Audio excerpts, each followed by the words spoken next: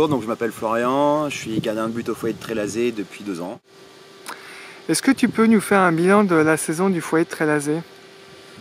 Elle était assez mitigée. Au niveau du championnat, le but c'était de se maintenir très vite pour après avoir plus cette pression sur la fin de saison. On a, par certaines péripéties, on a pris des points de pénalité suite à des expulsions, etc. Ce qui a contrarié nos plans. L'objectif il a été atteint, on a réussi à se maintenir en DRS. Et à côté de ça, on a fait un parcours qui est assez honorable en Coupe de l'Anjou avec une demi-finale perdue contre Saumur qu'il a finalement gagné. Et ta saison à toi personnellement, qu'est-ce que tu peux nous en dire? Moi je trouve que j'ai fait une très grosse deuxième partie de saison, surtout sur la fin où il y avait des matchs cruciaux, où j'ai quand même rapporté pas mal de points. En tout cas mieux que la première partie où j'étais un petit peu déçu de moi-même. Donc personnellement satisfait sur la deuxième partie de championnat surtout et sur les matchs de coupe où on est passé quelques fois au tir au but, on a gagné toutes nos séances, quoi. Et quels seront les objectifs la saison prochaine du foyer de Trélazé? Ben ça, j'en ai pas beaucoup parlé avec les dirigeants, on va dire, mais pour en avoir parlé avec les joueurs, l'objectif ça va être de monter assez rapidement en DH. Parce que quand on joue le maintien, ça donne jamais rien. C'est toujours des équipes qui se retrouvent en fond de tableau. Donc il va falloir avoir des grosses ambitions dès le départ si on veut bien figurer dès le début de l'année prochaine. Et comment tu expliques un bon début de saison et vous écrouler un peu sur la fin de championnat?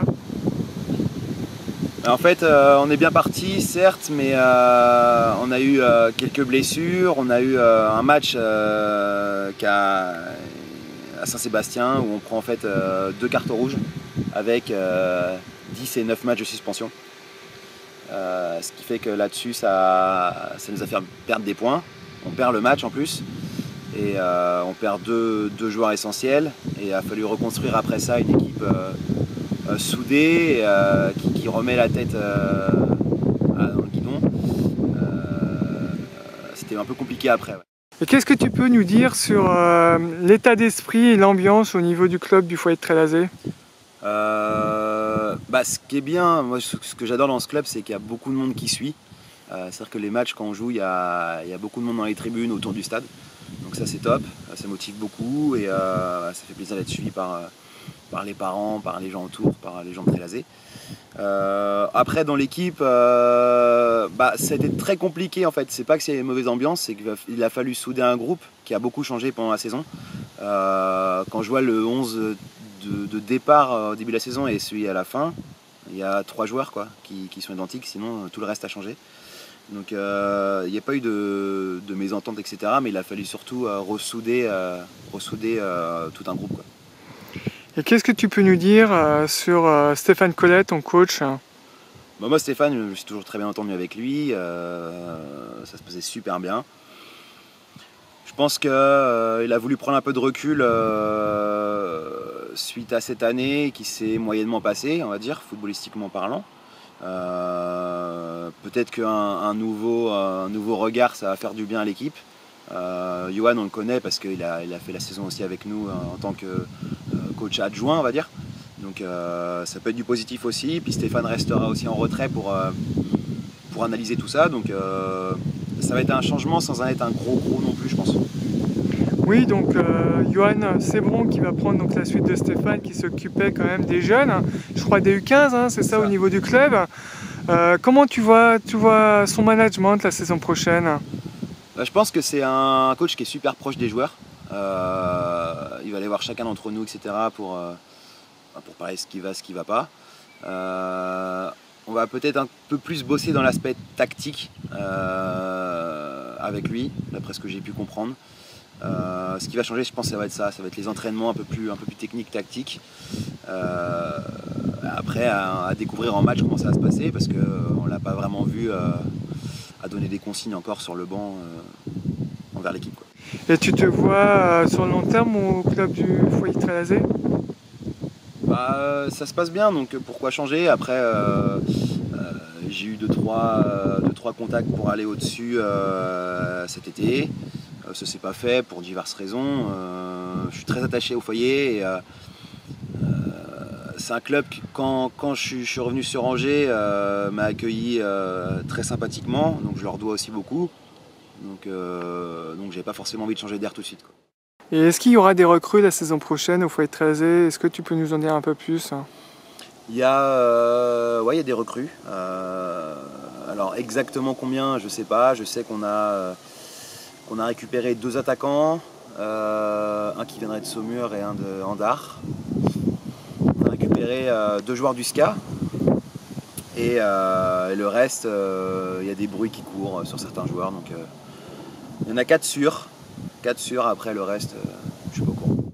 Et à titre personnel, Florian, est-ce que tu as des ambitions personnelles? Mon but, c'est de jouer au plus haut possible. Après avoir un peu goûté à la CFA2, c'est des choses qui marquent un peu. Donc forcément, c'est un niveau autre que la DSR. Donc le but, ça va être, moi personnellement, aujourd'hui, c'est d'amener le foyer avec mes coéquipiers le plus haut possible. Je sais qu'individuellement, chacun des joueurs en est capable. Donc derrière, il va falloir qu'on fasse une grosse saison l'année prochaine, créer un bon groupe pour que derrière, on accède à l'échelon au-dessus. Au moins arriver en DH, et puis derrière, on verra ce qui arrivera, quoi. Et comment tu vois la refonte des groupes? C'est pas plus mal. C'est pas plus mal, ça permet d'aller déjà jouer contre d'autres équipes qu'on ne connaît pas, dans d'autres départements. Puis après, ça a toujours été compliqué en niveau amateur, au niveau des groupes, de comprendre un peu comment ça se passe au niveau des montées, des descentes, etc. J'espère que ce sera un peu plus clair, qu'on saura vraiment dès le début de saison ce qu'on pourra faire ou pas faire, quoi. Et quelles sont tes qualités en tant que gardien de but? Je suis un gardien qui est assez vif, bon sur ma ligne, qui commande beaucoup sa défense, qui parle beaucoup, un jeu au pied correct. Après, il faut que je travaille un peu plus les sorties aériennes, mais ça commence à venir de plus en plus, je commence à m'affirmer vraiment là-dessus.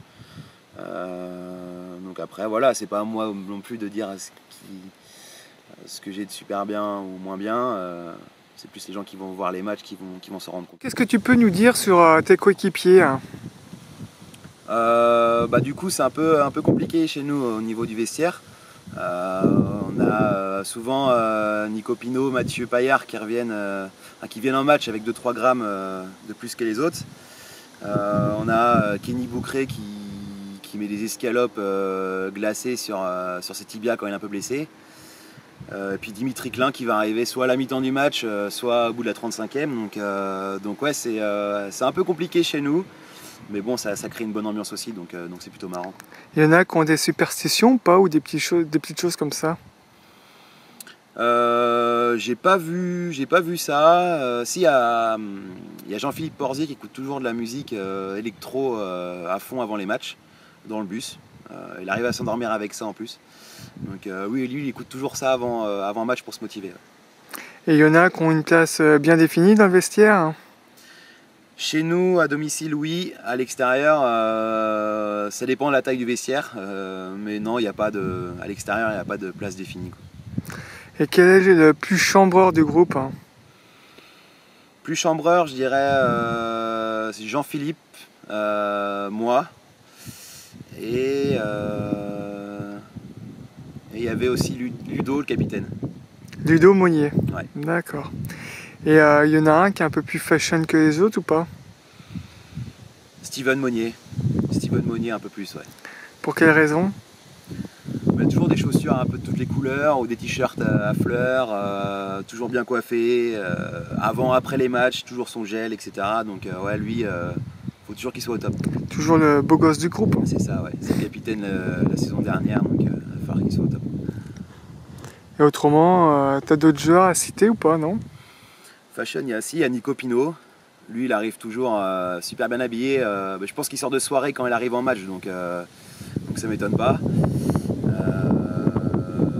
Non, sinon Mathieu Paillard aussi qui pareil, c'est le même style que Nico Pinot, donc voilà. Ils se reconnaîtront. Voilà, c'est ça. Des mots à dire sur l'ensemble du club du foyer de Trélazé? Bah, moi j'espère que ça va continuer comme c'est passé la dernière saison, en tout cas au niveau du suivi, que ce soit à domicile et à l'extérieur. Il y a toujours pas mal de monde qui vient nous voir. Les jeunes qui sont aussi impliqués avec l'équipe première. C'est un super club familial. Si on arrive à augmenter un peu le niveau encore, ça risque d'être un super club dans les années à venir. Sinon, es-tu investi dans le club? En fait, l'année prochaine, je vais prendre les jeunes gardiens en catégorie 13, 15, 17, si je dis pas de bêtises. Au niveau des entraînements de gardiens, donc, pour créer, on va dire, un rapprochement entre l'équipe senior, on va dire, et puis les plus jeunes, et puis apporter ce que je peux en termes de technique et de qualité de gardien de but. Et justement, quelles sont les qualités d'un bon gardien de but? Un gardien de but, il faut qu'il soit un peu foufou dans sa tête pour moi. C'est un poste complètement à part. Il faut des qualités de leader, absolument. Parce que si on ne se fait pas entendre, ça sert à rien. On peut être très très bon sur sa ligne, très très bon n'importe quel domaine du jeu. Si on n'est pas leader, c'est très compliqué de se faire entendre. Il faut être calme, surtout pas énervé, toujours concentré à n'importe quel moment. Parce qu'on peut être le héros ou le malheureux d'un match. On peut faire gagner son équipe, on peut aussi la faire perdre. Je pense que gardien et défenseur, c'est des postes qui doivent être très très proches. Des gens qui doivent être très proches dans la vie comme sur le terrain pour que ça se passe super bien.